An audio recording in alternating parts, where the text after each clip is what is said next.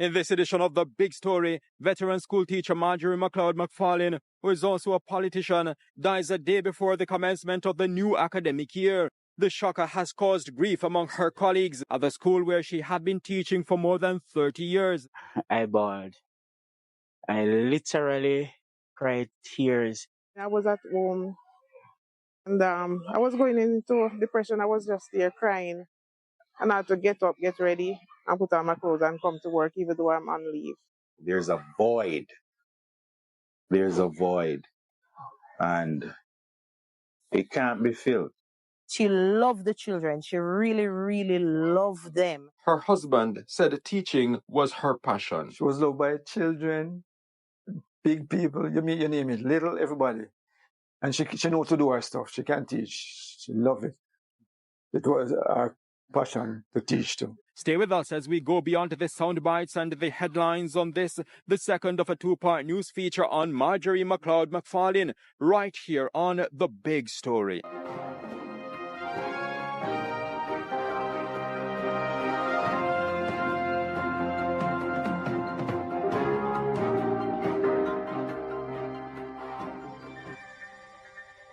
It's definitely not the best of times for teachers, students and other stakeholders of Morgan's Forest Primary and Infant School in the Anion Town Electoral Division, Clarendon. That's because one of the institution's veteran teachers, Marjorie McLeod-McFarlane, passed away on Sunday, September 1, 2024, a day before the start of the new academic year. In the classroom where she usually carries out duties, her chair occupied by a teddy bear, her one-time cushion.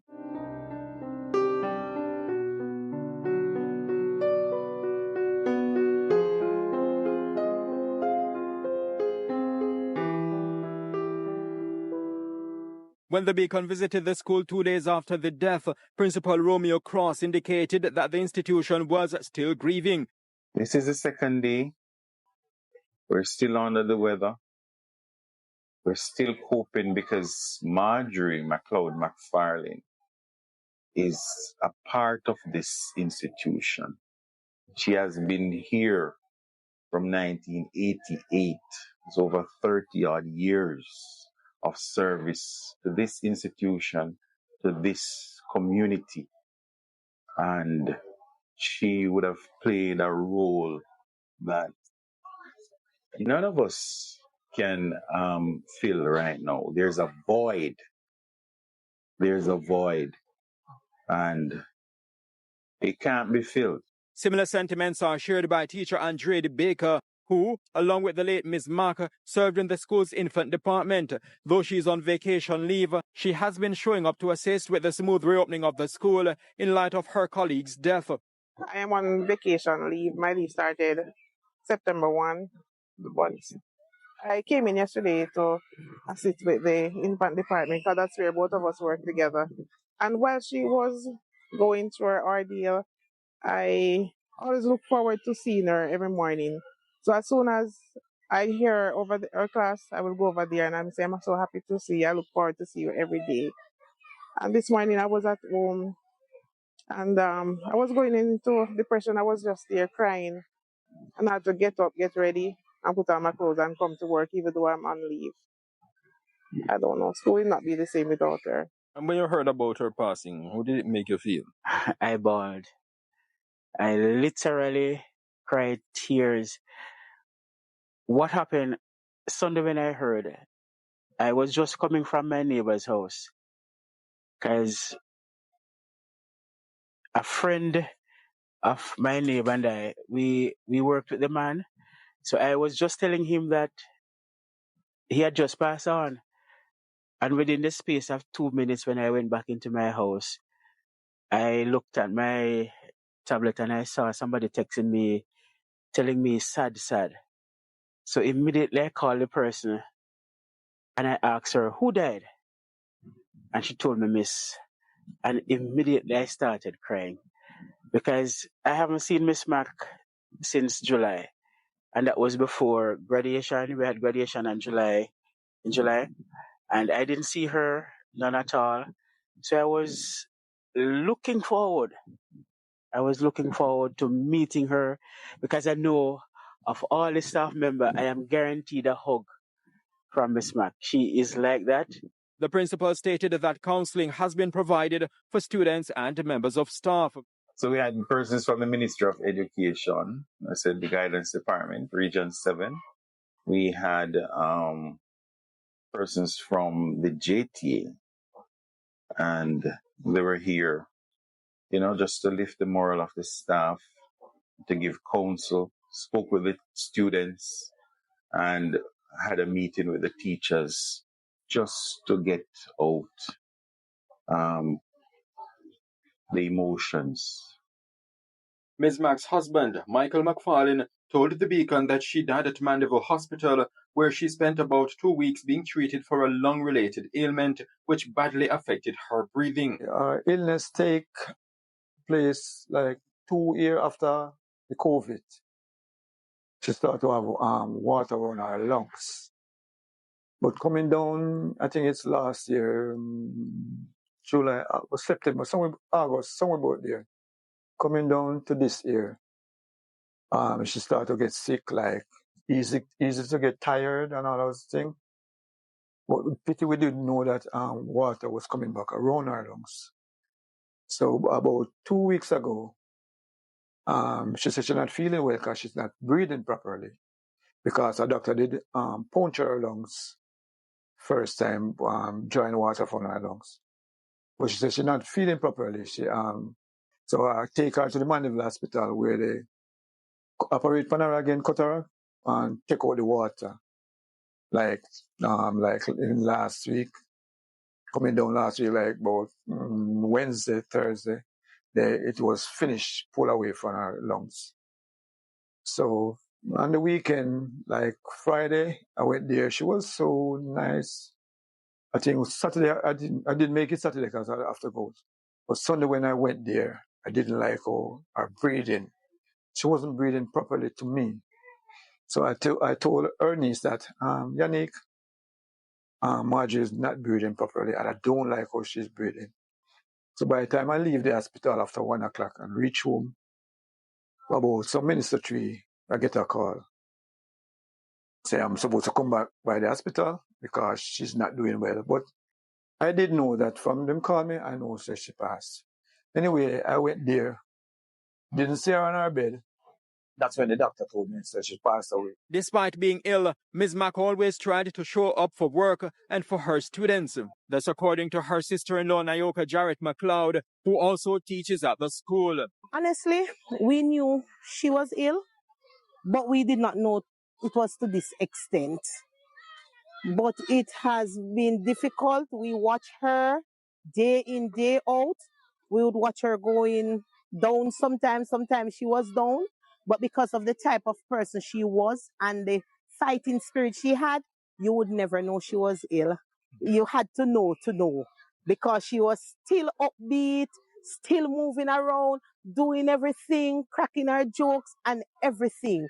So some of us knew she was very ill, but we did not know that it was to this extent, right? So we would have watched her, but because of her upbeat spirit, we didn't realize it was that bad because she never let the illness get in the way of her doing her duties as a family or anything.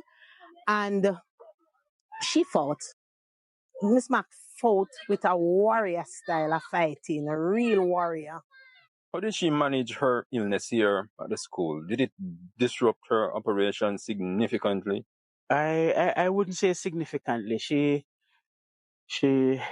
took some time, yes, from her sickness because the initial stage, she wasn't here after she found out that she was sick, but she did some time in the hospital, Chest Hospital in Kingston.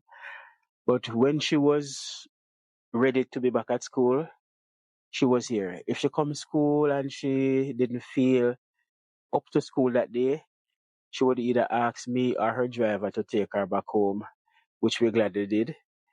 But she wasn't so much cumbersome with her sickness. She wasn't worrying about her sickness that much. If she come to school, she would be as happy, even though she was still in her pain, but she would still show a sign of happiness and still want to be at her job. She will be missed by all. And we love her dearly. She know that in life we love her and even in death. And we just continue to pray for her family especially her husband and her children. And I'm glad she was not just a mother to her children, she was a mother to everybody. We miss her. We miss her. As a school, we're just going on because we know we have to carry out the mandate of the Ministry of Education. But it has been tough. But we're here for each other. We talk, we meet and we talk. And the memories are many. I know if you speak with the teachers, you will get further information how she relates to the other teachers on staff. But she has been a gem to this institution, a gem to the community.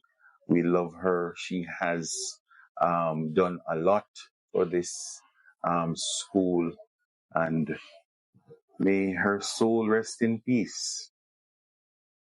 She really loved what she did, and you would understand, because to be doing it for so many years, you must have loved it, because it cannot be the money. She loved the children. She really, really loved them, and she did everything she could to ensure that they learn, because that was she got pleasure from them learning. When they did well, that was what she prided in. So she put everything out on the table in order for them to succeed. And she didn't only stop at educating them, but because of the person she was, kind, loving, caring, she contributed otherwise to them. As long as a child needed something, Miss Mack is going to find it by whatever means. She's going to deprive herself to make sure that their needs are taken care of. It caused me to reflect on life, that we're only here for a short time. And therefore, what we do, we have to be careful, and we need to live just one day at a time. Ms. Mack's family said she attended Morgan's Forest Primary School, Edwin Allen High, and Bethlehem Moravian College. She was loved. She was loved by children, big people, you name it, little, everybody. And she knows to do her stuff. She can teach. She loved it. It was her passion to teach too. Being a teacher isn't always easy. It takes a lot of time out of your home time. Did you experience that with her? Yeah, man. Only for that, man. Only for that. Only for time. Sometimes she come home late and all those things. But to me know how the teacher role it didn't bother me, because I don't make anything trouble me. And long as she tell me, say, Mikey, I won't be here until such time we're going meeting, or we're going to have an extra class, or you name it. She was there, and she always let me know what's going on. A very nice teacher, understanding, cooperative. Even my son missed her. He was looking forward to having her as his teacher. She was also a politician. Did her politics ever affect her duties as an educator? No, not that I know. Not that I know. I know that she would have been a fair person, and politics. I came here and saw her because I would have started service here in 2009, my tenure at this institution. I came here and saw her, and I found out that there was two separate sides existing, and like you would have a rivalry between two houses in a school. You have this house, red house, versus blue house. The same rivalry you would have had as it relates to politics, but it has never gone to the point where it would hurt the school or affect the students and affect that good relationship that we have. You know the sides. Certainly, the demarcation is there, but it never affected the good relationship. So our politics has never affected the institution in any negative way. As a matter of fact, when she was running for the position, we all were rallying behind her. And when she got it, I felt great, as the principal for the school. And I said to her, I am going to come to your office and I'm going to sit and I'm going to tell you about my institution, Morgan's Forest Primary and Infant School. And we're going to talk about how we can work for the development of the institution. She laughed, but I was serious because I respect her position. And I was just feeling good that we had a representative right in the school. And to find out and to be living through this now, I didn't get to sit with her and have that talk. And it is tough. Her death has created a vacancy in terms of teaching position. How have you been handling that?